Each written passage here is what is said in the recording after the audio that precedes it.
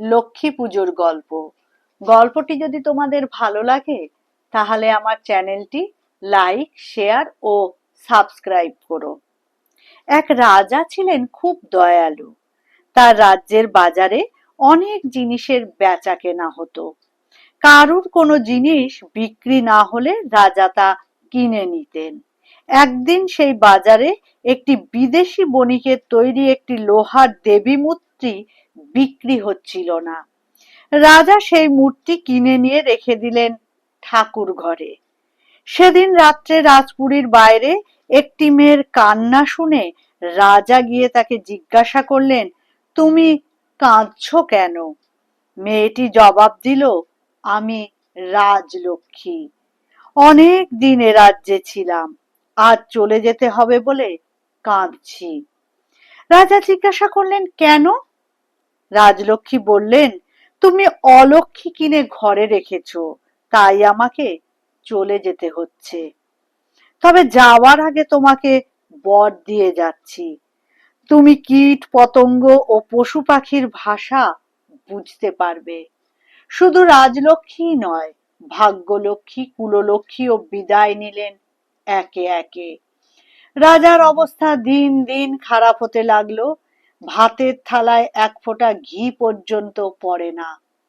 পাতের কাছে পিঁপড়েরা নিরাশ হয়ে ঘুরতে লাগলো। তারা রাজার অভাবের কথা নিয়ে নিজেদের মধ্যে বলাবলি করছিল। রাজা খেতে বসে তা শুনলেন আর হাসতে লাগলেন। রানী রাজাকে হাসতে দেখে জিজ্ঞাসা করলেন, হাসছো কেন? রাজা বললেন, সে কথা এখানে বলা যাবে না, নদীর ঘাটে চলো, সেখানে বলবো। রানী রাজি হলেন। দুজনে গেলেন নদীর ঘাটে। সেখানে গিয়ে শুনলেন এক ছাগি ছাগলকে বলছে, ওগো, দেখো নদীর জলে এক বোঝা ঘাস ভেসে আসছে, এনে দাও, আমি খাবো। ছাগল বলল, খেয়ে পেয়েছো?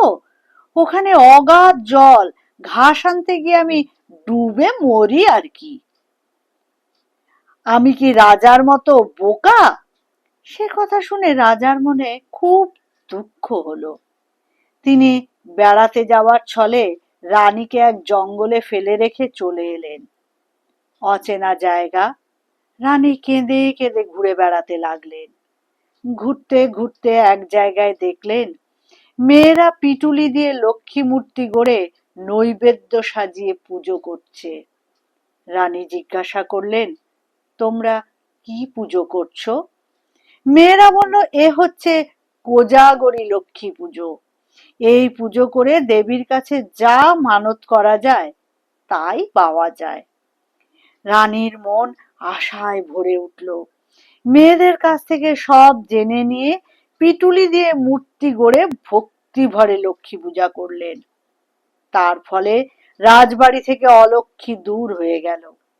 রাজা ফিরে এলেন তার ঐশ্বর্যে। রানী ফিরে এলেন রাজবাড়িতে।